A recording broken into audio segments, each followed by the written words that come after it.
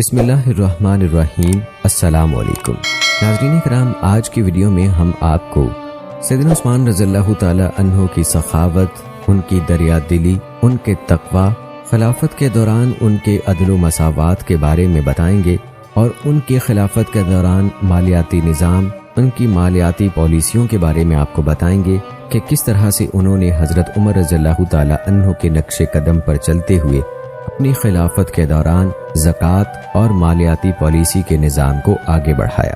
تو ہماری آج کی یہ ویڈیو انتہائی اہم ہونے والی ہے، سو اس کو آخر تک لازمی دیکھیے گا۔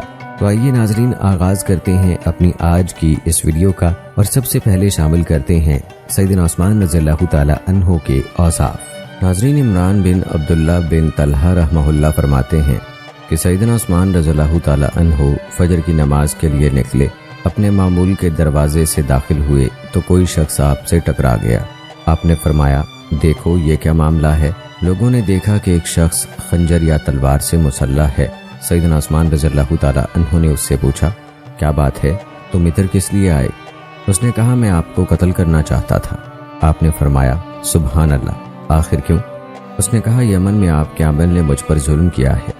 آپ نے فرمایا، تم نے مجھ سے اس کی شکایت کیوں نہ کی؟ پھر اگر میں تم سے انصاف نہ کرتا یا اپنے عامل کی حمایت کرتا تب تم مجھ سے یہ سلوک کر سکتے تھے۔ پھر آپ نے وہاں موجود لوگوں سے دریافت فرمایا، تمہاری اس کے بارے میں کیا رائے ہے؟ اس کے ساتھ کیا سلوک کیا جائے؟ لوگوں نے کہا، امیر المومنین، دشمن کو اللہ نے قابو میں دے دیا ہے، لہٰذا قتل کر دیجیے۔ آپ نے فرمایا، نہیں، بلکہ ایک بندے نے گناہ کا ارادہ کیا تو اللہ تعالیٰ نے مجھے اس سے بچا لیا۔ پھر اس شخص سے فرمایا، جاؤ کوئی ضامن لے کے آؤ، میری خلافت میں تم کبھی مدینہ میں داخل نہیں ہوگے۔ وہ اپنی قوم کا ایک ضامن لے آیا تو آپ نے اسے چھوڑ دیا۔ ناظرین، قتل کا ارادہ کرنے والے پر مکمل قابو پا جانے کے بعد اسے معاف کر دینا سیدنا عثمان رضی اللہ تعالی عنہ کی عظمت اور چشم پوشی کی بہت بڑی دلیل ہے۔ اس سے آپ کی بڑائی ظاہر ہوتی ہے۔ انانیت اور خواہشات پرستی آپ سے کوسوں دور تھی۔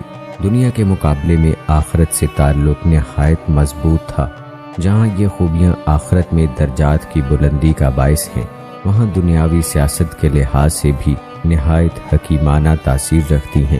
مثلاً اگر اس شخص کو قتل کر دیا جاتا یا اسے سخت سزا دی جاتی تو کوئی بڑا فتنہ کھڑا ہو سکتا تھا کہ اس کے قبیلے کے لوگ بکھر جاتے یا موقع ملنے پر انتقام لینے کے لیے کوئی شورش برپا کر دیتے، لیکن آپ کے معاف کر دینے سے اس کے قبیلے اور خاندان ہی کے افراد نے اس کی اس گھناؤنی حرکت پر اسے سرزنش کی۔ اس طرح یہ فتنہ اٹھنے سے پہلے ہی دب گیا۔ یقیناً معاف کرنے والا لوگوں کے دل جیت لیتا ہے اور ان کی محبت کا مرکز بن جاتا ہے۔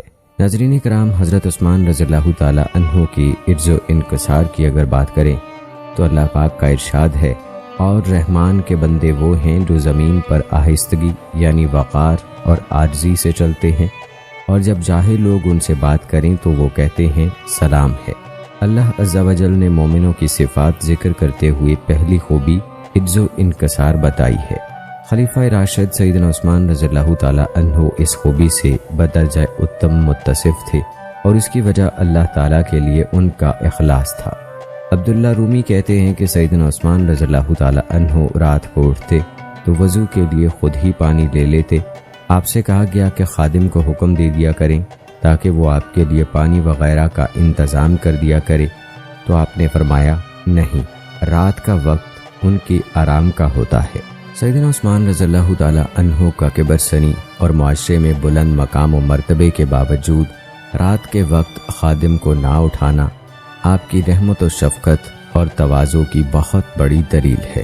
حالانکہ خدمت گزاروں کو اللہ نے مخدوموں کا فرما بردار بنایا ہے، مسلمانوں کو چاہیے کہ اپنے ماتحتوں کا، جنہیں اللہ نے اس کا فرما بردار بنایا ہے، خیال رکھے، ان کے احساسات، جذبات، ضروریات اور آرام کا مکمل خیال رکھے، کیونکہ وہ بھی انسان ہیں اور انسانی ضروریات انہیں بھی لاحق ہیں۔ ان پر ان کی طاقت سے بڑھ کر بوجھ نہیں ڈالنا چاہیے۔ آپ کے تواضع اور عجز و انکسار کی نہایت عمدہ مثال یہ بھی ہے کہ ایک مرتبہ آپ سوار ہو کر کہیں جا رہے تھے، راستے میں رسول اکرم صلی اللہ علیہ وآلہ وسلم کے چچا سیدنا عباس رضی اللہ تعالی عنہ ملے آپ ان کے آداب میں سواری سے نیچے اتر پڑے اور سیدنا عباس رضی اللہ تعالی عنہ بھی حضرت عثمان رضی اللہ تعالی عنہ کے مقام و مرتبے کا خیال کرتے ہوئے احتراماً سواری سے اتر آئے۔ ناظرین کرام، حیا سیدنا عثمان رضی اللہ تعالی عنہ کی معروف خوبیوں میں سے ہے۔ اس خوبی سے اللہ تعالیٰ نے سیدنا عثمان رضی اللہ تعالی عنہ کو خوب مزین کیا تھا۔ یہ بڑا بیش بہا وصف ہے۔ آپ خیر اور بھلائی کا مرکز اور رحمت و شفقت کا منبع تھے۔ آپ تمام لوگوں سے بڑھ کر حیا والے تھے۔ ایک دن حضرت حسن بصری رحمہ اللہ نے سیدنا عثمان رضی اللہ تعالی عنہ اور ان کی حیا کا تذکرہ کرتے ہوئے فرمایا، آپ گھر میں ہوتے، دروازہ بند ہوتا، تب بھی آپ اپنے بدن پر پانی بہانے کے لیے کپڑے نہیں اتارتے تھے۔ حیا کی وجہ سے دوران غسل سیدھے کھڑے نہیں ہوتے تھے۔ سیدنا عثمان رضی اللہ تعالی عنہ انتہائی باحیا تھے۔ حیا کا عالم یہ تھا کہ آپ کی بیوی کی لونڈی بنانا کہتی ہیں کہ جب آپ غسل فرماتے اور میں آپ کے لیے کپڑے لاتی تو مجھ سے فرماتے، میری طرف نہ دیکھو کیونکہ مجھے دیکھنا تمہارے لیے حلال نہیں۔ سیدنا عثمان رضی اللہ تعالی عنہ کی حیا کے بارے میں بہت سی احادیث نبویہ وارد ہیں، جس کے بارے میں ہم اپنی پچھلی ویڈیوز میں آپ کو بتا چکے ہیں۔ جہاں تک آپ کی عفت، پاک دامنی اور برے اخلاق سے دوری کا تعلق ہے تو اس میں جتنا بھی مبالغہ کیا جائے درست ہوگا، کیونکہ زمانہ جاہلیت یا اسلام میں آپ کی اخلاقی کمزوری کا ایک واقعہ بھی منقول نہیں۔ خود سیدنا عثمان رضی اللہ تعالی عنہ کا بیان ہے، میں نے کبھی برائی کی نہ کبھی جھوٹ بولا۔ مزید فرماتے ہیں، جب سے میں نے دائیں ہاتھ سے رسول اکرم صلی اللہ علیہ وآلہ وسلم کی بیعت کی ہے، اس ہاتھ سے کبھی شرمگاہ کو نہیں چھوا۔ جاہلیت یا اسلام کسی زمانے میں کبھی شراب نہیں پی، نہ کبھی بدکاری کا مرتکب ہوا۔ ناظرین کرام، سیدنا عثمان رضی اللہ تعالی عنہ امت کے سب سے زیادہ سخی اور کریم انسان تھے۔ آپ کی سخاوت کے واقعات اور اثرات تاریخ اسلامی کا ایک لازوال اور سنہرا باب ہے۔ غزوہ تبوک میں مجاہدین کی تیاری، مسلمانوں کے لیے بئر روما کی خریداری، رسول اکرم صلی اللہ علیہ وآلہ وسلم کے دور میں مسجد نبوی کی توسیع، عہد صدیقی رضی اللہ تعالی عنہ میں قحط سالی کے دوران پورے قافلے کے غذائی سامان کی فقراء میں تقسیم کا ذکر جیسے ہم پہلے کر چکے ہیں۔ اسلام لانے کے بعد آپ ہر جمعے کو ایک غلام یا لونڈی آزاد کرتے تھے۔ آپ کے آزاد کردہ غلاموں کی تعداد تقریباً 2400 ہے۔ بیان کیا جاتا ہے کہ سیدنا طلحہ بن عبید اللہ رضی اللہ تعالی عنہ، جو خود بہت بڑے سخی تھے، کہ ذمے سیدنا عثمان رضی اللہ تعالی عنہ کے 50,000 درہم تھے۔ ایک دن سیدنا طلحہ رضی اللہ تعالی عنہ نے کہا، آپ کی رقم کا بندوبست ہو گیا ہے، لہٰذا وصول کر لیں۔ سیدنا عثمان رضی اللہ تعالی عنہ نے فرمایا، وہ رقم آپ ہی کی ہے، اسے اپنے اچھے کاموں میں لگا لیں۔ جود و سخا کی عظیم خوبی میں سیدنا عثمان رضی اللہ تعالی عنہ کی شخصیت منفرد تھی۔ آپ نے اپنا مال اللہ کے دین کی خدمت، اسلامی سلطنت کی تعمیر و ترقی، جہاد فی سبیل اللہ اور معاشرتی کاموں میں اللہ کی خوشنودی حاصل کرنے کے لیے خرچ کر دیا اور اس میں کبھی کسی بخل سے کام نہ لیا۔ ناظرین کرام، سیدنا عثمان رضی اللہ تعالی عنہ کا شمار بہادر صحابہ کرام رضوان اللہ اجمعین میں ہوتا ہے، جیسے کہ آپ کا جہاد کے لیے نکلنا اور ہر غزوے میں رسول اکرم صلی اللہ علیہ وآلہ وسلم کے ساتھ رہنا آپ کی شجاعت کی واضح دلیل ہے۔ جہاں تک غزوہ بدر میں پیچھے رہنے کا تعلق ہے، وہ رسول اکرم صلی اللہ علیہ وآلہ وسلم کے حکم سے تھا۔ چنانچہ رسول اللہ صلی اللہ علیہ وآلہ وسلم نے انہیں مجاہدین بدر میں شمار کیا اور آپ کو غنیمت سے بھی حصہ دیا۔ رسول اللہ صلی اللہ علیہ وآلہ وسلم کے انہیں اصحاب بدر میں شامل کرنے کے بعد کسی کو اس پر کلام کرنے کا حق حاصل نہیں۔ ناظرین، جیسے کہ ہم آپ کو پہلے بتا چکے ہیں کہ سیدنا عثمان رضی اللہ تعالی عنہ نے رسول اکرم صلی اللہ علیہ وآلہ وسلم کے حکم کی تعمیل کرتے ہوئے حدیبیہ کے روز قریش کے ہاں جانے کی ذمہ داری اٹھائی تھی۔ وہ جانتے تھے کہ درپیش حالات میں سفارت جان جوکھوں میں ڈالنے کا کام ہے، لیکن آپ کو آپ کی مردانگی اور شجاعت ہی نے حکم رسول کی تعمیل پر آمادہ کیا۔ ایسے حالات میں سفارت کی ذمہ داری قبول کرنا کسی بہت بڑے بہادر اور نابغہ روزگار ہی کا کام ہو سکتا ہے۔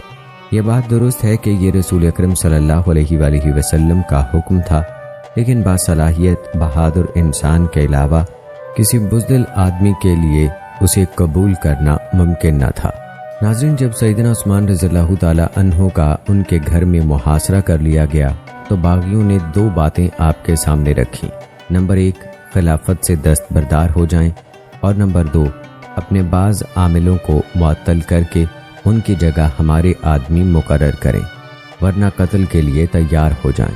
سیدنا عثمان رضی اللہ تعالی عنہ اپنے موقف پر ڈٹے رہے، باغیوں کی کوئی بات قبول نہیں کی، آپ نے جان کی قربانی دے دی، لیکن خلافت کو چند مخصوص عناصر کے ہاتھوں میں ایسا کھلونا نہیں بننے دیا کہ جسے وہ چاہیں خلیفہ منتخب کریں، جسے چاہیں معزول کر دیں، یا امت کے منتخب کردہ خلیفہ کو معزول کر دیں، اور یوں یہ ایک مستقل قاعدہ بن جائے۔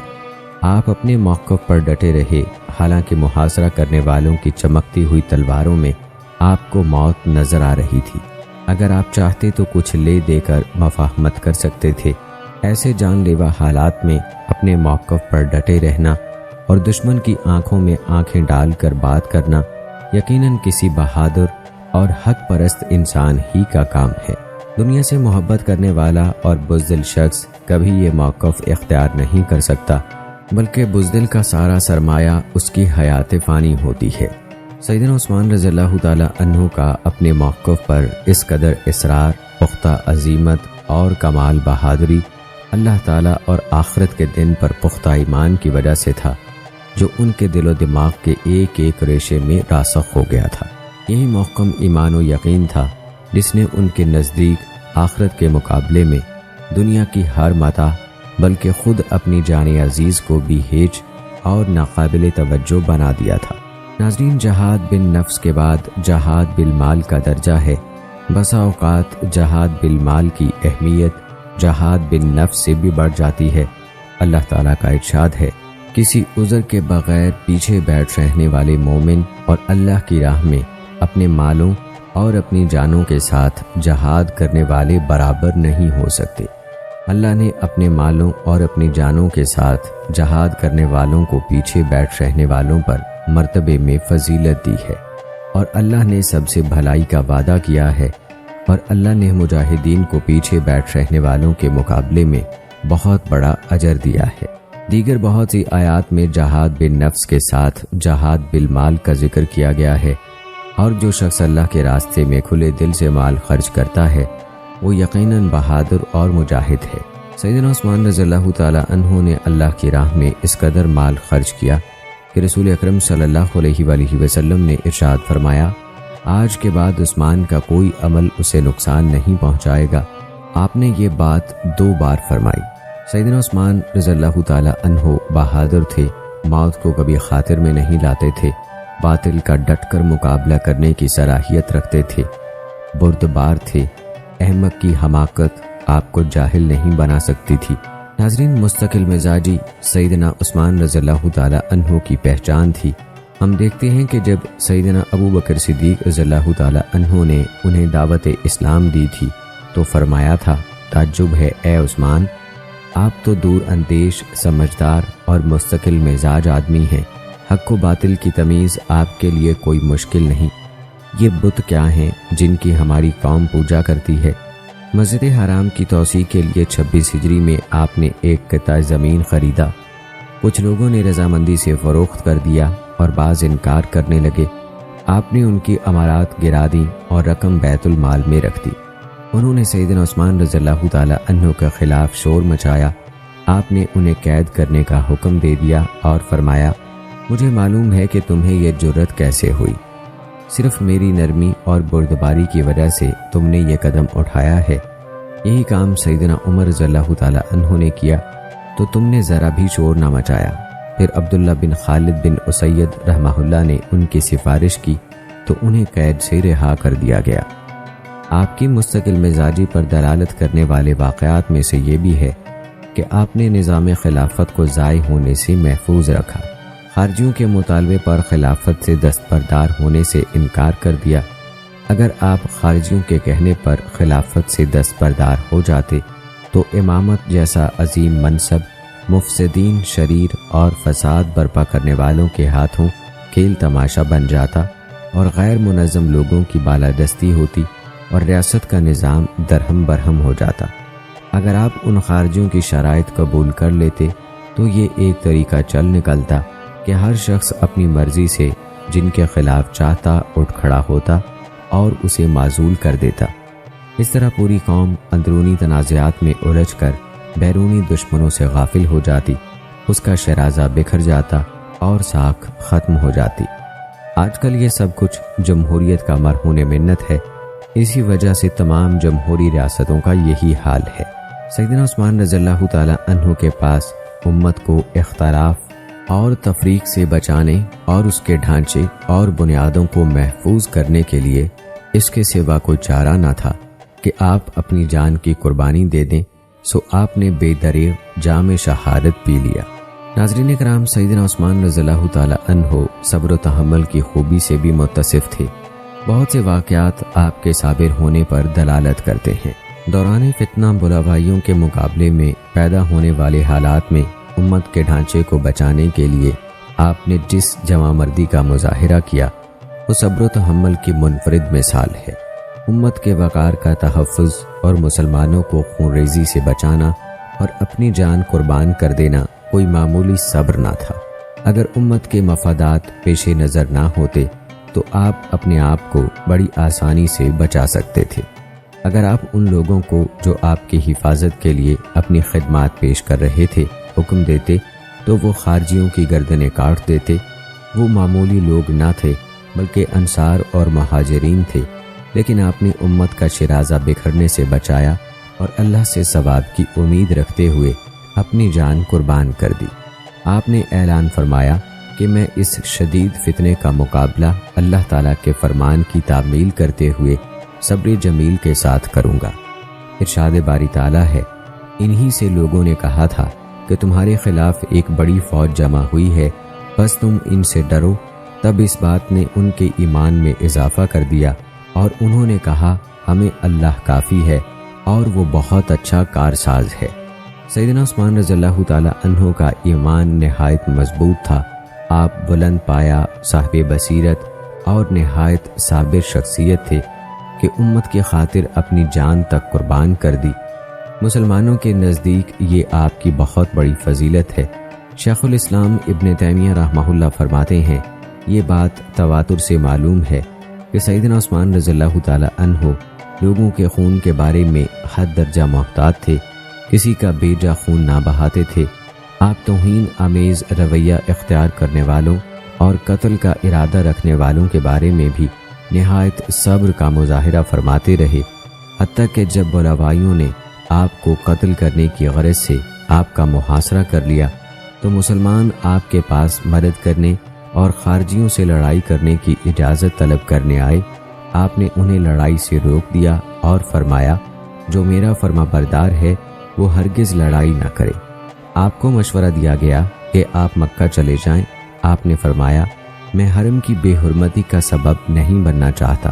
لوگوں نے کہا، آپ شام چلے جائیں، تو جواب دیا، میں اپنی ہجرت کے گھر کو نہیں چھوڑ سکتا۔ لوگوں نے کہا، پھر ان سے قتال کیجئے۔ آپ نے فرمایا، میں امت محمد صلی اللہ علیہ وآلہ وسلم میں سب سے پہلے لڑائی بھڑکانے والا نہیں بننا چاہتا۔ ناظرین اکرام، سیدنا عثمان رضی اللہ تعالی عنہ عدل و انصاف کی صفت سے مزین تھے۔ عبید اللہ بن عدی بن خیار کہتے ہیں کہ جن دنوں آپ محصور تھے میں آپ کے پاس گیا اور کہا، آپ مسلمانوں کے امیر ہیں اور عالم یہ ہے کہ فتنہ برپا کرنے والوں کا امام عبد الرحمن بن ادیس بلوی ہمیں نماز پڑھا رہا ہے، میں تو اس کے پیچھے نماز نہیں پڑھتا۔ سیدنا عثمان رضی اللہ تعالی عنہ نے فرمایا، نماز کا شمار لوگوں کے اچھے اعمال میں ہوتا ہے، لہٰذا جب لوگ اچھائی کریں تو ان کے ساتھ مل کر اچھائی کرو، اور جب وہ برائی کریں تو ان کی برائی سے بچو۔ ابن شعبہ بیان کرتے ہیں کہ ایک دن سیدنا عثمان رضی اللہ تعالی عنہ اپنے ایک غلام کے پاس گئے، وہ اونٹنی کو چارہ ڈال رہا تھا۔ آپ نے اس کی کوئی کوتاہی دیکھی تو ناپسندیدگی کا اظہار کرتے ہوئے اس کی گوشمالی کی، پھر ندامت ہوئی تو غلام سے کہا، بدلہ لے لو۔ غلام نے انکار کیا تو اسے بدلہ لینے پر مجبور کیا۔ بالآخر اس نے آپ کا کان پکڑ کر مروڑا۔ سیدنا عثمان رضی اللہ تعالی عنہ نے فرمایا، سختی سے پکڑو، حتیٰ کہ جب آپ کو اندازہ ہو گیا کہ اس نے اپنا بدلہ لے لیا ہے؟ فرمایا آخرت کے قصاص سے یہ قصاص بہتر ہے۔ ناظرین، سیدنا عثمان رضی اللہ تعالی عنہ شرعی عبادات نہایت کوشش اور خوبی سے بجا لاتے تھے۔ ارشاد باری تعالی ہے، کیا یہ مشرک بہتر ہے یا وہ جو رات کی گھڑیوں میں سجدہ کرتے اور قیام کرتے ہوئے عبادت و فرمانبرداری کرتا ہے، جبکہ وہ آخرت سے ڈرتا اور اپنے رب کی رحمت کی امید بھی رکھتا ہے۔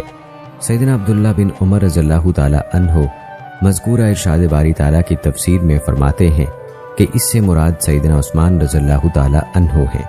اسی طرح ارشاد باری تعالیٰ ہے، کیا وہ اس شخص کے برابر ہو سکتا ہے جو عدل کا حکم دیتا ہے اور وہ صراط مستقیم پر بھی ہے؟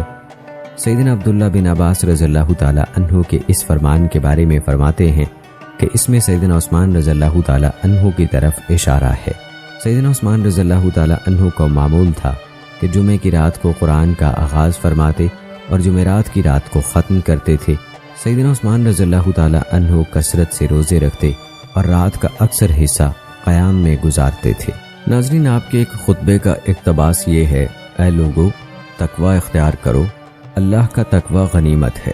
سب سے زیادہ دانا وہ ہے جو اپنے آپ کو سنوار لے، موت کے بعد کی زندگی کے لیے محنت کر لے، اللہ کے نور سے قبر کے لیے روشنی کا سامان کر لے اور اس بات سے ڈرے کہ کہیں اللہ اسے بصارت کے باوجود روز قیامت اندھا نہ کر دے۔ سیدنا عثمان رضی اللہ تعالی عنہ سے یہ قول بھی منقول ہے، اگر میں جنت اور دوزخ کے درمیان ہوں اور مجھے علم نہ ہو کہ میرا ٹھکانہ کون سا ہے تو میں خواہش کروں گا کہ اپنے ٹھکانے کا علم ہونے سے پہلے مٹی ہو جاؤں۔ آپ جب آخرت کا تذکرہ فرماتے تو جسم پر کپ کپی طاری ہو جاتی، روح مضطرب ہو جاتی اور آنسوؤں کی جھڑی لگ جاتی۔ جب قبر اور حشر کے حالات اور حساب کتاب کا تصور فرماتے تو آپ پر لرزہ طاری ہو جاتا تھا۔ سیدنا عثمان رضی اللہ تعالی عنہ کے آزاد کردہ غلام ہانی بیان کرتے ہیں کہ سیدنا عثمان رضی اللہ تعالی عنہ جب کسی قبر کے پاس سے گزرتے تو اس قدر روتے کہ داڑھی بھیگ جاتی۔ آپ سے کہا گیا کہ جنت اور جہنم کا تذکرہ ہوتا ہے تو آپ نہیں روتے، لیکن قبر کے پاس آپ روتے ہیں۔ کہنے لگے، رسول اکرم صلی اللہ علیہ وآلہ وسلم نے فرمایا، بے شک قبر آخرت کی منزلوں میں سے پہلی منزل ہے، اگر انسان اس سے نجات پا گیا تو اس کے بعد والا معاملہ اس سے آسان ہوگا، اور اگر اس کے عذاب سے نہ بچ سکا تو اس کے بعد کے مراحل اس سے بھی زیادہ سخت ہیں۔ مزید فرمایا، رسول اکرم صلی اللہ علیہ وآلہ وسلم کا یہ بھی فرمان ہے، اللہ کی قسم میں نے جتنے بھی مناظر دیکھے ہیں ان میں قبر سب سے بڑھ کر پریشان کن ہے۔ نیز فرمایا، رسول اکرم صلی اللہ علیہ وآلہ وسلم میت کو دفن کر کے فارغ ہوتے تو قبر کے پاس کھڑے ہو کر فرماتے، اپنے بھائی کے لیے استغفار کرو اور ثابت قدمی کی دعا کرو، کیونکہ اس سے اب پوچھ گچھ ہو رہی ہے۔ ان احادیث سے انابت اللہ کا سبق سیدنا عثمان رضی اللہ تعالی عنہ کی اس فقاہت پر دلالت کرتا ہے جس پر آپ کی ساری زندگی مشتمل تھی۔ ہم اس عظیم فقاہت کے کس قدر محتاج ہیں جس سے ضمیر بیدار ہوتے ہیں اور دل کے اندھیرے چھٹ جاتے ہیں۔ ناظرین، یہ بات معروف ہے کہ آپ کا شمار بہت بڑے سرمایہ داروں اور اہل ثروت میں ہوتا تھا۔ اس کے باوجود آپ کے بارے میں کئی ایسے واقعات ملتے ہیں جو آپ کے زہد پر دلالت کرتے ہیں۔ حمید بن نعیم کا بیان ہے کہ سیدنا عمر اور سیدنا عثمان رضی اللہ تعالی عنہ کسی دعوت پر مدعو تھے، چنانچہ دونوں نکلے۔ سیدنا عثمان رضی اللہ تعالی عنہ نے سیدنا عمر رضی اللہ تعالی عنہ سے فرمایا، بہتر تھا کہ ہم اس دعوت پر نہ جاتے۔ سیدنا عمر رضی اللہ تعالی عنہ نے پوچھا، وہ کس لیے؟ فرمایا، مجھے خدشہ ہے کہ اس دعوت کی بنیاد کہیں فخر و مباحات پر نہ ہو۔ اس سے سیدنا عثمان رضی اللہ تعالی عنہ کی سخاوت کے سلسلے میں فہم و فراست کا اندازہ ہوتا ہے کہ اسلام میں سخاوت خرچ کرنے میں فخر و غرور اور مختلف انواع کے کھانے کھلانے میں نہیں، بلکہ عجز و انکسار اور باری تعالیٰ کا شکر ادا کرتے ہوئے اسراف کیے بغیر نہایت خلوص سے مال خرچ کرنے میں ہے۔ سیدنا عثمان رضی اللہ تعالی عنہ کی اسی سوچ نے انہیں دنیا کے جاہ و جلال کی خاطر مال خرچ کرنے سے دور رکھا۔ اس سے معلوم ہوتا ہے کہ آپ دنیاوی شہرت سے بے نیاز تھے۔ قابل توجہ بات یہ ہے کہ زاہد جب متوسط طبقے سے تعلق رکھتا ہو تو کوئی اچنبے کی بات نہیں، لیکن جب کوئی شخص ناز و نعمت میں پلا ہو تو اس کا زہد واقعی حیران کن ہوتا ہے اور عبرت حاصل کرنے والوں کے لیے اس میں نصیحت ہوتی ہے، اس لیے کہ مال و دولت کی کثرت انسان کو شاہ خرچ اور راحت طلب بنا دیتی ہے۔ کسی دولت مند آدمی کا زاہد ہونا یقیناً اس کے منیب اللہ ہونے پر دلالت کرتا ہے، کیونکہ ایسا اس وقت تک ممکن نہیں جب تک اسے اپنے نفس پر غلبہ حاصل نہ ہو اور وہ دنیا کو آخرت کے مقابلے میں ہیچ اور ناقابل توجہ نہ سمجھتا ہو۔ اسی طرح سیدنا عثمان رضی اللہ تعالی عنہ کا معاملہ ہے کہ وہ مسلمانوں میں سب سے زیادہ مالدار تھے، لیکن ان کی قوت ایمانی خواہشات اور نفس پرستی پر غالب تھی۔ آپ نہ صرف ایک بڑے زاہد انسان تھے بلکہ ان تمام لوگوں کے لیے ایک مثال بھی تھے جو دولت مند ہونے کے باوجود دنیا سے زہد اختیار کرنا چاہتے تھے۔ ناظرین، سیدنا عثمان رضی اللہ تعالی عنہ زبان، عمل اور کردار سے ہر آن اللہ تعالیٰ کا بہت شکر ادا کرنے والے تھے۔ ایک دن کچھ لوگوں کو شک کی بنا پر پکڑنے گئے۔ وہ لوگ آپ کے وہاں پہنچنے سے پہلے ہی منتشر ہو چکے تھے۔ آپ نے اللہ تعالیٰ کے شکر کے طور پر ایک غلام آزاد کیا کہ ان کے ہاتھوں مسلمانوں کی رسوائی نہیں ہوئی۔ ناظرین، سیدنا عثمان رضی اللہ تعالی عنہ نہایت شفیق اور محب انسان تھے۔ آپ مسلمانوں کے احوال اور مشکلات کی خبرگیری کرتے رہتے تھے، غیر موجود احباب کے گھر والوں کو اطمینان دلاتے، نووارد کو تسلی دیتے اور مریضوں کی تیمارداری فرماتے تھے۔ موسیٰ بن طلحہ رحمہ اللہ کا بیان ہے کہ میں نے سیدنا عثمان رضی اللہ تعالی عنہ کو منبر پر لوگوں کے حالات معلوم کرتے ہوئے سنا اور دیکھا ہے۔ آپ ان سے ان کے حالات اور مارکیٹ میں چیزوں کے بھاؤ وغیرہ کے متعلق معلومات حاصل کر رہے تھے۔ نیز فرمایا، میں نے سیدنا عثمان رضی اللہ تعالی عنہ کو دیکھا کہ آپ جمعے والے دن نکلتے، آپ پر 2 زردی مائل کپڑے ہوتے، آپ منبر پر بیٹھ جاتے، مؤذن اذان کہتا اور آپ دوران خطبہ لوگوں سے آنے جانے والوں اور مریضوں کا حال دریافت فرماتے۔ سیدنا عثمان رضی اللہ تعالی عنہ عوام کا بہت خیال رکھتے تھے، ضرورت مندوں کو ان کی ضرورتوں کا سامان باہم پہنچاتے اور چھوٹے بچوں کے لیے بیت المال سے وظائف دیتے تھے۔ عروہ بن زبیر رحمہ اللہ فرماتے ہیں کہ میں نے سیدنا عثمان رضی اللہ تعالی عنہ کا دور خلافت دیکھا، اس میں ہر شخص کو اللہ کے مال یعنی بیت المال سے حصہ ملتا تھا۔ ناظرین، ذمہ داریوں کی تقسیم کا مطلب یہ ہے کہ مختلف علاقوں کے کام مختلف لوگوں کے سپرد کرنا۔ وہ اس طرح کہ ہر ملازم جسے کسی کام کا مکلف ٹھہرایا گیا ہے وہ اسے بخوبی انجام دے اور وہ اپنے شعبے کے متعلق مکمل معلومات رکھتا ہو، وہ اپنے دائرہ کار سے تجاوز نہ کرے۔ ذمہ داریوں کی یہ تقسیم سنت ربانی ہے جس پر رسول اکرم صلی اللہ علیہ وآلہ وسلم اور ان کے بعد خلفائے راشدین نے عمل کیا۔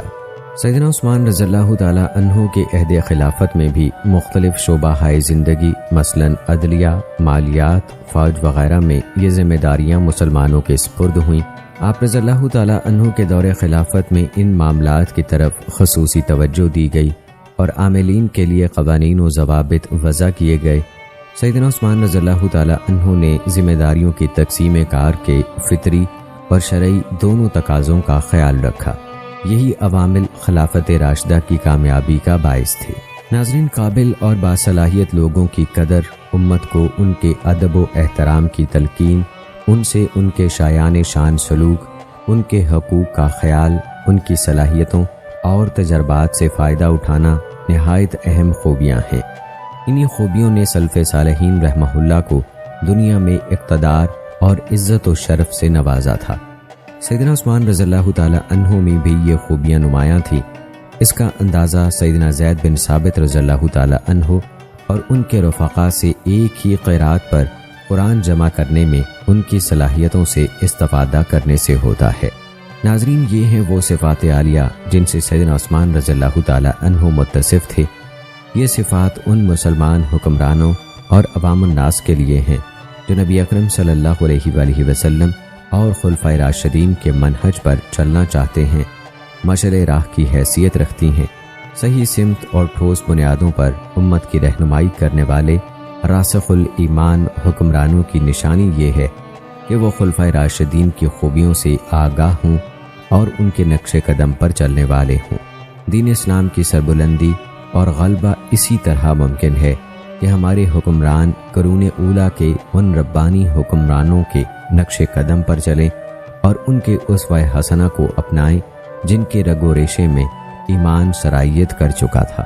ان کے اعمال و کردار پر اس کا گہرا اثر تھا اور وہ تقویٰ کی عملی تصویر تھی۔ اس دور میں خدا پرست اور علم و حکمت سے بہرہ ور قیادت ہی اللہ تعالیٰ کی شریعت کے نفاذ، امت کی صلاحیتوں کو اجاگر کرنے اور ان کی ذہنی تربیت کے لیے مؤثر کوشش کر سکتی ہے۔ وہی اسلام کی صحیح تعبیر کر سکتی ہے اور اس کی داخلی و خارجی پالیسیوں اور عقیدہ و شریعت کا کما حق و ہو تحفظ کر سکتی ہے۔ ایسی ہی قیادت سے توقع کی جا سکتی ہے کہ وہ عقیدہ اسلام اور اپنے عوامل کے مفادات کی حفاظت کرے گی اور خلوص و لگن کے ساتھ پیش آمدہ مشکلات اور داخلی و خارجی مسائل کو حل کر سکے گی تاکہ داخلی اور خارجی سطح پر اسلام کو مکمل غلبہ حاصل ہو۔ ناظرین، سیدنا عثمان رضی اللہ تعالی عنہ جب برسر اقتدار آئے تو آپ نے سیدنا عمر رضی اللہ تعالی عنہ کے قائم کردہ شعبہ مالیات کی پالیسی میں کوئی تبدیلی نہیں کی، تاہم مسلمانوں کو مال جمع کرنے، پختہ مکانات بنانے اور ملک کے طول و عرض میں پھیلی ہوئی کھلی زمینوں کو ملکیت میں لینے کی اجازت دے دی۔ گویا کہ آپ کا زمانہ خلافت مسلمانوں کے لیے قدر آسانی کا زمانہ تھا۔ سیدنا عثمان رضی اللہ تعالی عنہ نے تمام صوبوں کے گورنروں کو خطوط لکھے، ایک خط زکوٰۃ اور جزیہ وصول کرنے والے حکام کو لکھا، اسی طرح ایک پیغام عام لوگوں کے نام لکھا جس کا ذکر ہم اپنی پچھلی ویڈیوز میں تفصیل کے ساتھ کر چکے ہیں۔ ان خطوط کی روشنی میں آپ کی مرتب کردہ مالیاتی پالیسی کے اہم پہلو یہ ہیں: اسلام کی عام مالیاتی پالیسی کی تشکیل، اس امر کا اہتمام کہ محصولات کی وصولی رعیت کی سہولت میں کسی رکاوٹ کا باعث نہ بنے، مسلمانوں سے بیت المال کے حق یعنی زکوٰۃ و صدقات اور خمس کی وصولی، بیت المال سے مسلمانوں کے واجبات کی ادائیگی، ذمیوں سے بیت المال کے لیے جائز ٹیکسوں کی وصولی اور ان کے واجبات کی ادائیگی، خراج وصول کرنے والے عمال اسلامی ریاست کے وفادار اور امانت و دیانت کے جذبے سے سرشار ہوں، عمال کسی مالی بدعنوانی میں ملوث نہ ہوں۔ ناظرین، یہ بات یقینی ہے کہ سیدنا عثمان رضی اللہ تعالی عنہ نے اسلام کی عمومی مالی پالیسی کے نفاذ کے لیے بھرپور کوشش کی، کیونکہ ان کی بیعت میں بنیادی طور پر یہ بات شامل تھی کہ وہ اللہ تعالیٰ اور اس کے رسول صلی اللہ علیہ وآلہ وسلم کے احکامات اور سابقہ دونوں خلفاء سیدنا ابو بکر صدیق اور حضرت عمر رضی اللہ تعالی عنہ کی پالیسیوں کو عملی جامہ پہنائیں گے۔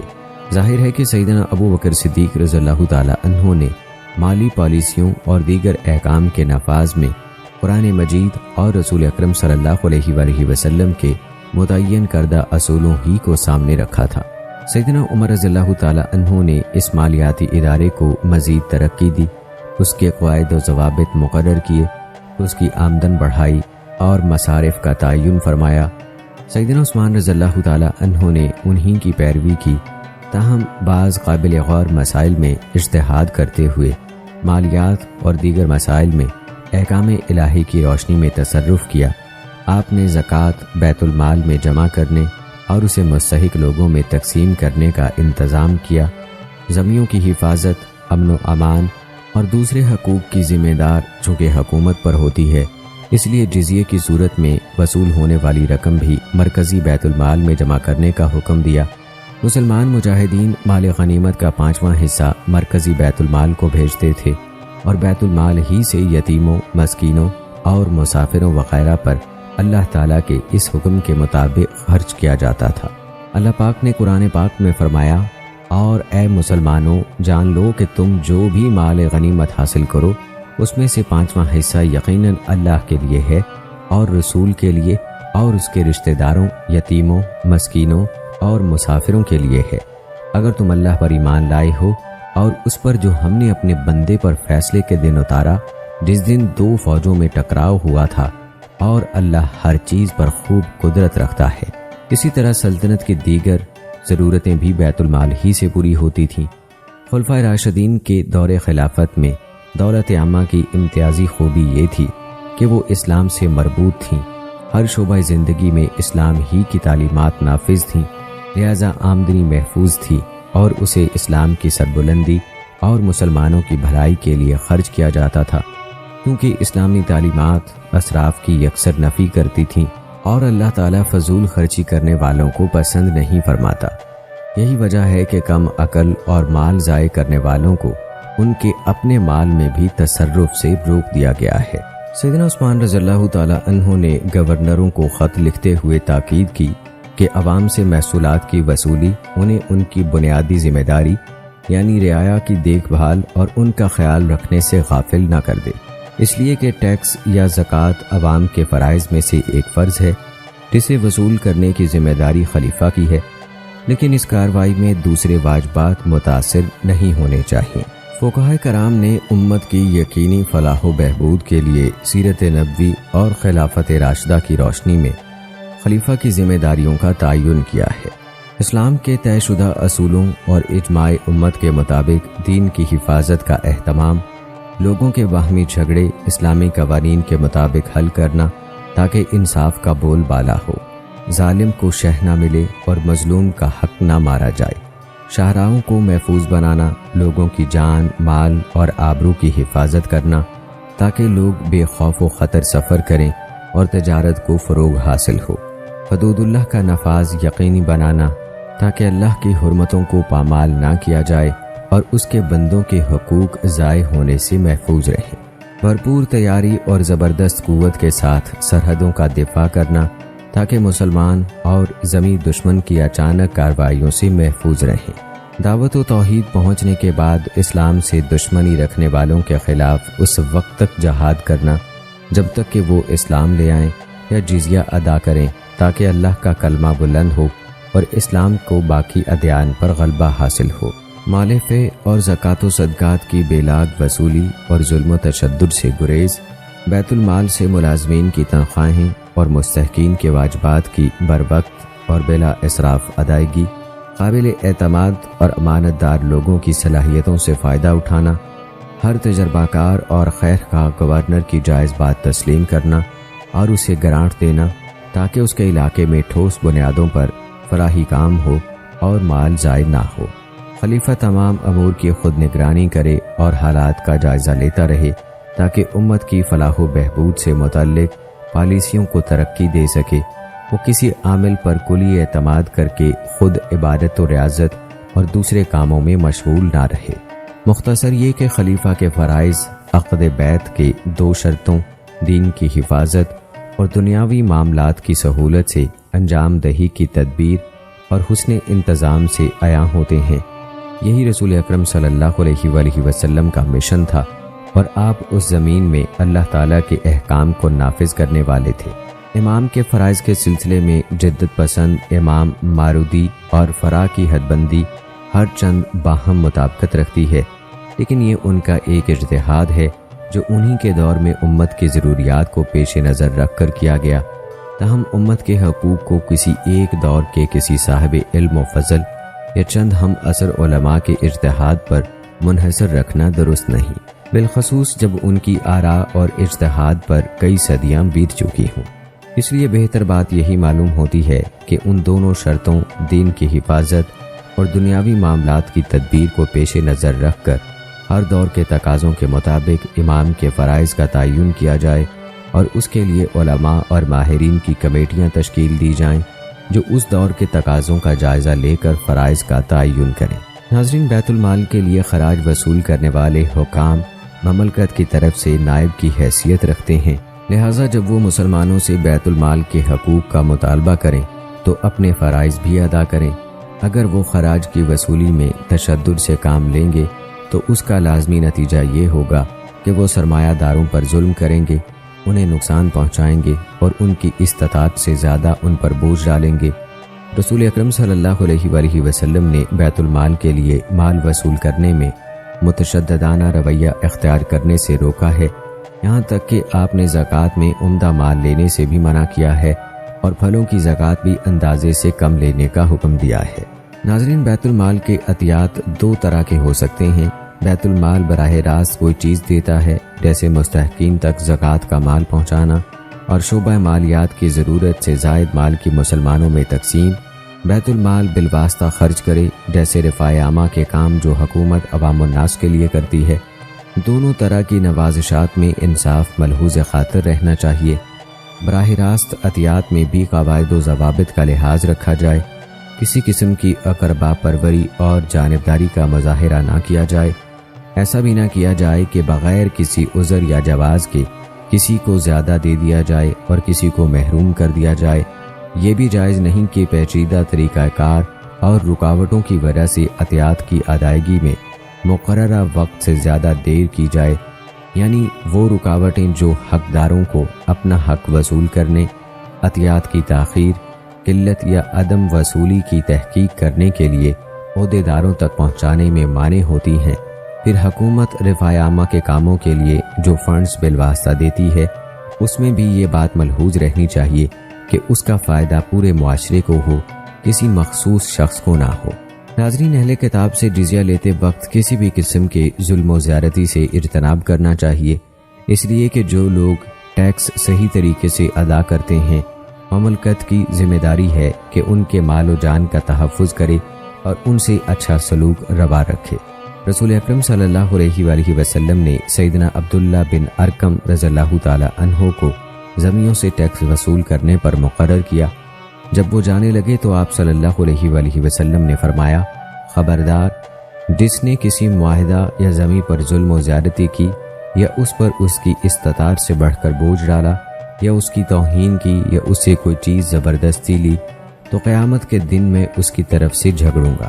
اسی فرمان کے پیش نظر سیدنا عمر بن خطاب رضی اللہ تعالی عنہ نے اپنی موت کے وقت صحابہ کرام رضوان اللہ اجمعین کو یہ نصیحت فرمائی، میں اپنے بعد آنے والے خلیفہ کو زمیوں سے اچھا سلوک کرنے کی وصیت کرتا ہوں، وہ ان کی عہد کی پاسداری کرے، ان کے دفاع کے لیے لڑائی کرے اور ان پر ان کی استطاعت سے زیادہ بوجھ نہ ڈالے۔ جب ٹیکس وصول کرنے والے زمیوں کو اذیت دیں یا ان پر ان کی استطاعت سے زیادہ بوجھ ڈالیں یا ایسے بوڑھوں سے جن کے پاس کچھ نہ ہو نہ وہ کچھ کما سکتے ہوں ٹیکس وصول کریں، یا زمین مسلمان ہو چکا ہو پھر بھی اس سے ٹیکس وصول کریں، تو یہ تمام صورتیں ظلم ہیں۔ ان باتوں سے خلیفہ ثالث سیدنا عثمان رضی اللہ تعالی عنہ نے باز رہنے کا حکم دیا، اور ان کا یہ حکم رسول اکرم صلی اللہ علیہ وآلہ وسلم کی تعلیمات سے ماخوذ تھا۔ ایسی زمینیں جو اسلامی فتوحات کے نتیجے میں مسلمانوں کی ملکیت میں آ جاتی ہیں اور ان پر زمین بطور کاشتکار کام کرتے ہیں اور اس میں سے ایک مخصوص حصہ مسلمانوں کے بیت المال میں جاتا ہے، ٹیکس وصول کرنے والوں کو ان کے بارے میں بھی خیال رکھنا چاہیے کہ وہ ان کے ٹھیکے وغیرہ کی مناسب قیمت لگائیں اور قیمت یا ٹیکس کے تعین میں فصل کی کمی بیشی کا خیال رکھیں۔ اگر ان عوامل کا خیال نہ رکھا جائے تو کھیت میں کام کرنے والی زمیوں پر ظلم کا اندیشہ ہے اور فصل کی کمی بیشی کے چند عوامل ہیں۔ زمین کی قوت پیداوار کا خیال رکھیں، کیونکہ زمین اچھی ہو تو پیداوار بھی اچھی ہوتی ہے، اور اگر زمین گھٹیا اور سیم زدہ ہو تو پیداوار بھی اسی نسبت سے کم ہوتی ہے، چنانچہ اسی کے مطابق ٹیکس وغیرہ کا تعین کریں۔ مختلف اجناس کی قیمت تھوڑی یا زیادہ ہوتی ہے، اسی لیے اس چیز کا بھی لحاظ رکھیں کہ اس زمین میں کون سی فصل کاشت کی جاتی ہے۔ نہری اور غیر نہری زمین کا بھی لحاظ رکھیں اور فصل پر خرچ ہونے والی اخراجات بھی پیش نظر رکھیں۔ ٹیکس مقرر کرتے وقت زمین کی پیداوار کی انتہا کو مد نظر نہ رکھا جائے تاکہ اس کا فائدہ کسان کو ہو اور وہ کھیتوں میں قدرتی آفات کے نقصان کی تلافی کے لیے کچھ بچا سکے۔ ان باتوں کا ضرور لحاظ رکھنا چاہیے، اور جب مملکت اسلامیہ کا کسی اہل کتاب سے کوئی معاہدہ یا صلح ہو تو مملکت اسلامیہ اور عمال کی ذمہ داری ہے کہ وہ ان شرائط کا لحاظ رکھیں جن پر معاہدہ ہوا ہے۔ جزیے کی رقم کے تعین میں بھی یہ معاملات اور معاہدات کی پاسداری کریں، کیونکہ مسلمانوں کا یہی وتیرہ ہے کہ جب وہ کسی سے عہد و پیمان کرتے ہیں تو اس کی خوب پاسداری کرتے ہیں۔ قرآن مجید کی روح سے یتیم کا مسلمانوں کے عام اموال میں بھی حق ہے، اور اگر وہ فقیر ہو تو مال زکوٰۃ کا بھی مستحق ہے۔ اللہ تعالیٰ کا ارشاد ہے، زکوٰۃ تو صرف فقیروں اور مسکینوں اور ان اہلکاروں کے لیے ہے جو اس کی وصولی پر مقرر ہیں، اور ان کے لیے جن کی دلداری مقصود ہے، اور گردنیں چھڑانے اور قرضے داروں کے قرض اتارنے کے لیے، اور اللہ کی راہ میں اور مسافروں کی مدد میں، یہ اللہ کی طرف سے فرض ہے، اور اللہ خوب جاننے والا حکمت والا ہے۔ اللہ تعالیٰ کا ایک اور جگہ ارشاد ہے، اور اے مسلمانوں جان لو کہ تم جو کچھ بھی مال غنیمت حاصل کرو اس میں سے 5واں حصہ یقیناً اللہ کے لیے ہے اور رسول کے لیے اور اس کے رشتہ داروں، یتیموں، مسکینوں اور مسافروں کے لیے ہے۔ بیت المال کے وظائف میں بھی یتیم کا حق ہے۔ جس طرح عام بچوں کو وظائف ملتے ہیں اسی طرح یتیم بھی اس کے مستحق ہیں، اور اگر یتیم مالدار ہو تو نصاب پورا ہونے پر اس کے مال میں سے بھی زکوٰۃ وصول کی جائے گی۔ زکوٰۃ وصول کرنے والے کے لیے ضروری ہے کہ وہ اس کے مال سے عدل و انصاف سے زکوٰۃ وصول کرے، اس پر ظلم نہ کرے۔ زکوٰۃ اور ٹیکس وصول کرنے والوں کا امین اور باوفا ہونا نہایت ضروری ہے۔ اللہ تعالیٰ کا ارشاد ہے، بے شک اللہ تعالیٰ تمہیں حکم دیتا ہے کہ تم امانتیں ان کے حقداروں کو واپس کر دو، اور جب تم لوگوں کے درمیان فیصلہ کرو تو انصاف کے ساتھ فیصلہ کرو، بے شک اللہ تمہیں بہت ہی اچھی بات کی نصیحت کرتا ہے، بے شک اللہ خوب سننے والا خوب دیکھنے والا ہے۔ دوسرے مقام پر ارشاد فرمایا، اور وہ جو اپنی امانتوں اور اپنے عہد کی حفاظت کرنے والے ہیں۔ سیدنا عثمان رضی اللہ تعالی عنہ نے اپنے خط میں خراج وصول کرنے والوں کو لکھا کہ وہ امانت داری کا مظاہرہ کریں، اس لیے کہ مالیات سے متعلق افراد کا امانت دار ہونا نہایت ضروری ہے۔ بصورت دیگر وہ بیت المال کے حقوق غصب کریں گے اور سرمایہ داروں پر ظلم روا رکھیں گے، جس کی وجہ سے بیت المال اور سرمایہ داروں کا باہمی تعلق کمزور پڑ جائے گا۔ قرآن مجید اور احادیث نبویہ میں جا بجا امانت کی اہمیت واضح کی گئی ہے اور اسے اپنانے کا حکم دیا گیا ہے۔ اسی طرح سیدنا عثمان رضی اللہ تعالی عنہ نے عاملین سے وفاداری کا مطالبہ بھی کیا۔ آپ نے اپنے خط میں متعلقاً وفاداری کا تذکرہ کیا، جس کا مطلب یہ تھا کہ بیت المال سے بھی وفاداری ہو، کہ لوگوں سے بیت المال کا حق انصاف سے وصول کیا جائے اور سرمایہ داروں سے بھی عدل کیا جائے، ان پر ظلم نہ کیا جائے، شریعت کے مطلوبہ مقدار ہی ان سے وصول کی جائے۔ اسی طرح ذمیوں کے ساتھ بھی وفاداری کا مظاہرہ کیا جائے، ان کے ساتھ نرمی اور شفقت کا سلوک کیا جائے، ان سے طے شدہ شرائط کا ہر ممکن خیال رکھا جائے اور واجبات مقرر مقدار سے زیادہ وصول نہ کیے جائیں۔ ناظرین، سیدنا عثمان رضی اللہ تعالی عنہ نے امت کو راحت و آسائش ملنے کے بعد بھٹکتے ہوئے شطر بے مہار کی طرح نہیں چھوڑا، بلکہ انہیں دنیا کی لذتوں اور مال و متاع کے خطرات سے آگاہ کیا۔ مزید برآں خبردار فرمایا کہ 3 چیزوں کی کثرت کی وجہ سے امت نئے فتنوں میں مبتلا نہ ہو جائے: مال و دولت کی فراوانی، لونڈیوں کی اولاد کا جوان ہو جانا اور اجمیوں کی قرات۔ سیدنا عثمان رضی اللہ تعالی عنہ نے بھانپ لیا کہ مال و دولت کی فراوانی اہل ثروت کو صحیح طرز زندگی سے بیگانہ کر دیتی ہے، اور ان کا بے جا اور فضول کاموں میں خرچ کرنا عوام الناس کے بگاڑ کا سبب بنتا ہے۔ اللہ تعالیٰ کا ارشاد ہے، اور جب ہم کسی بستی کو ہلاک کرنا چاہتے ہیں تو اس کے متکبر امراء کو حکم دیتے ہیں، پھر وہ اس میں نافرمانی کرنے لگتے ہیں، چنانچہ اس بستی پر عذاب کی بات ثابت ہو جاتی ہے، تب ہم اسے مکمل طور پر تباہ کر ڈالتے ہیں۔ ناظرین، سیدنا عثمان رضی اللہ تعالی عنہ نے جس مالی پالیسی کا اعلان کیا وہ سیدنا عمر رضی اللہ تعالی عنہ کی دولت عامہ کی اسی پالیسی سے مطابقت رکھتی تھی، جس کا اجرا سیدنا عمر رضی اللہ تعالی عنہ نے خلافت سنبھالتے ہی کیا تھا۔ آپ نے اس پالیسی کے نفاذ کا اعلان کیا اور فرمایا کہ دولت عامہ یعنی بیت المال کے نظام کی اصلاح کے لیے 3 باتوں کا خیال رکھنا ضروری ہے: حق کے ساتھ مال وصول کیا جائے، حق کی راہ میں خرچ کیا جائے، باطل میں استعمال نہ کیا جائے۔ سیدنا عمر رضی اللہ تعالی عنہ اور سیدنا عثمان رضی اللہ تعالی عنہ کی مالی پالیسی کا سرچشمہ ایک ہی ہے، اور وہ ہے اسلام اور اس کے اصول و قواعد۔ ناظرین کرام، یہ تھی ہماری آج کی ویڈیو، جس میں ہم نے آپ کو سیدنا عثمان رضی اللہ تعالی عنہ کے چند اوصاف اور ان کی خلافت کے دوران کچھ مالیاتی قواعد و ضوابط آپ کو بتائے۔ امید ہے کہ آپ کو ہماری آج کی یہ ویڈیو پسند آئی ہوگی۔ آج کی اس ویڈیو کے متعلق اپنی رائے کا اظہار ضرور کیجیے گا۔ مجھے اگلی ویڈیو تک اجازت دیں۔ فی امان اللہ۔